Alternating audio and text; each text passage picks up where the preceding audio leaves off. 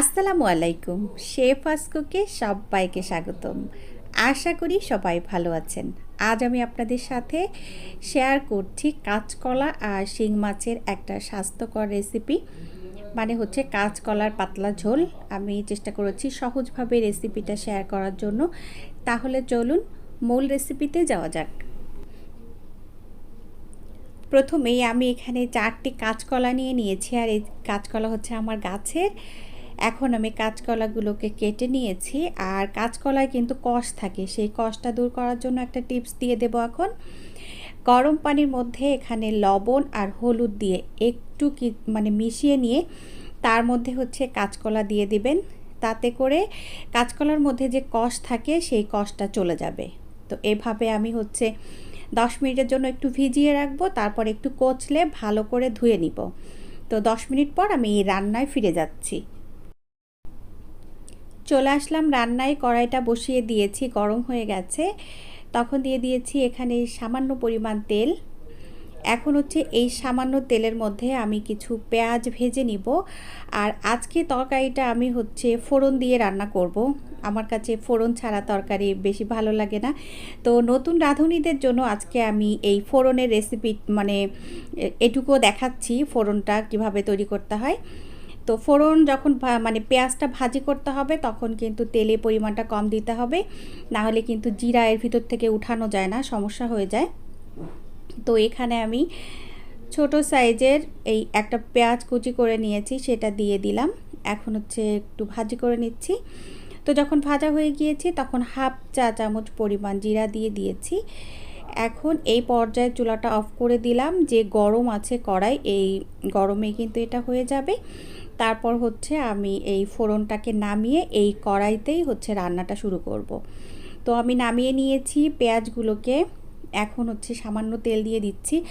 আর আমার এই কড়াইটা এতটাই তেল কম লাগে যে আমি যদি 2 টেবিল চামচ তেল দিয়ে রান্না করি তাও মনে হয় যে অনেক তেল হয়ে গেছে। যাই হোক, দেখতে পাচ্ছেন যে এই যে এখানে 2 টেবিল চামচ তেল হবে না। তো তেলটা গরম হয়ে গিয়েছে। এই পর্যায়ে এখন হচ্ছে আমি মশলা অ্যাড করছি। যেহেতু আজকে আমি ফোড়ন দিয়ে রান্না করব, মশলার পরিমাণটা কম দিচ্ছি। হাফ চা চামচ জিরা বাটা দিয়েছি, হাফ চা চামচ রসুন বাটা, হাফ চা চামচ আদা বাটা।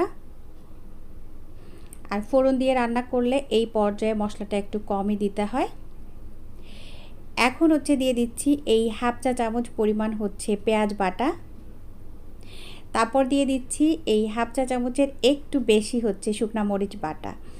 এখন এই মশলাগুলো একটু ভালো করে মিশিয়ে নিচ্ছি।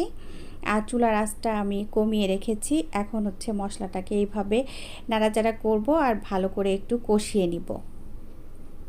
যখন কিছুটা কষানো হয়ে গিয়েছে তখন দিয়ে দিচ্ছি হচ্ছে হলুদের গুঁড়া। আর এখানে যে হাফ চা চামচ পরিমাণ হলুদ দিয়েছি। আর এখন দিয়ে দিচ্ছি হচ্ছে স্বাদ মতো লবণ।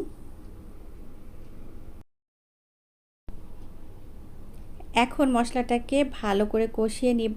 আর মশলাটা কষানোর জন্য এখন একটু পানি ব্যবহার করছি, আর খুবই কম পরিমাণে পানি দিয়েছি। এখন হচ্ছে এই পানিটা ফুটে ওঠা পর্যন্ত অপেক্ষা করব। পানিটা যখন ফুটে উঠেছে দেখতে পাচ্ছেন, এখনও কিন্তু পানি রয়ে গেছে। এই পর্যায়ে হচ্ছে আমি যে শিং মাছগুলো রেখেছি সেইগুলা দিয়ে দিচ্ছি।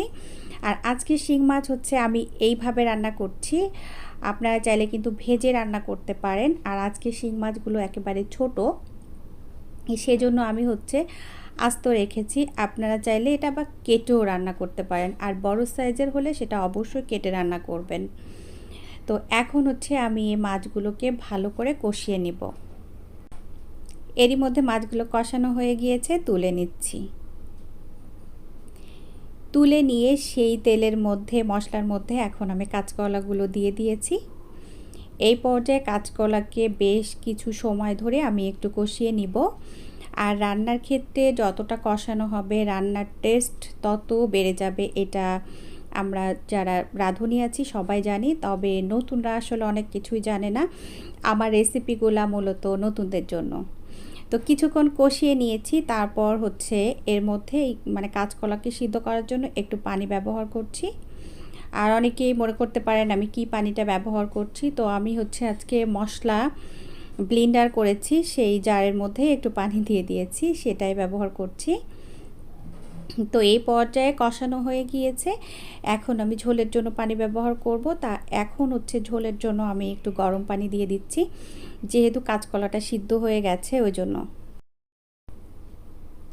এখন হচ্ছে আমি ঝোলের জন্য পানি দিয়ে দিচ্ছি, আর এটা আমি হচ্ছে হালকা গরম পানি সেটা দিয়েছি, যেহেতু কাঁচকলা সিদ্ধ হয়ে গেছে ওই জন্য। আর এরই মধ্যে কিন্তু নাড়াচাড়া করতে করতে বলকও উঠে গিয়েছে, আবার কিছুটা ঝোলও কমে গিয়েছে। তো এখন হচ্ছে আমি যে মাছগুলা উঠিয়ে রেখেছিলাম সেই মাছগুলা দিয়ে দিচ্ছি, আর মাছগুলা দিয়ে আমি আরও কিছু সময় একটু জাল করব। যদিও মাছটা কিন্তু অলরেডি সিদ্ধ হয়ে গেছে, আমি সাধারণত সমস্ত মাছ একটু ভেজে রান্না করি, আর যেহেতু এটা টাটকা ছিল ওই জন্য তাজা মাছ ছিল বলে আমি আর আসলে আলাদা করে ভেজে নেইনি, এভাবেই একটু কষিয়ে নিয়ে রান্না করছি। তো এই রেসিপিটাও অনেক ভালো হয়েছিল, আপনারা অবশ্যই এভাবে ট্রাই করবেন। আমি নাড়াচাড়া করে মিশিয়ে দিয়েছি, এরই মধ্যে ঝোলটাও কমে গিয়েছে, লাস্ট পর্যায়ে চলে এসেছি। তখন সেই ফোড়ন বাটাটা দিয়ে দিচ্ছি। আর এই ফোড়ন বাটা দিয়ে যদি আপনি তরকারি রান্না করেন, সেই তরকারির টেস্ট যে কী ভালো হয়, যারা ফোড়ন দিয়ে তরকারি খেয়ে থাকেন তারা অবশ্যই জানেন।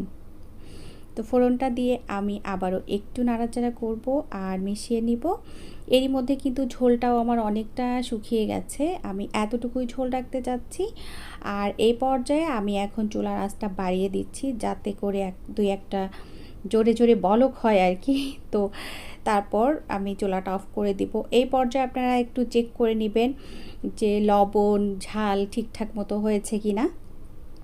আর আপনারা চাইলে এই রেসিপিটা কাঁচামরিচ দিয়েও করতে পারেন। তো আমি আসলে একটু সুন্দর কালারের জন্য এভাবে করেছি। তো আমার রান্নাটা অলমোস্ট হয়ে গিয়েছে। এতক্ষণ যারা আমার সাথে ছিলেন সবাইকে অসংখ্য অসংখ্য ধন্যবাদ। সবাই ভালো থাকবেন, আমার জন্য দোয়া করবেন। আগামী রেসিপি দেখার আমন্ত্রণ জানিয়ে বিদায় নিচ্ছি। আল্লাহ হাফিজ, আসসালামু আলাইকুম।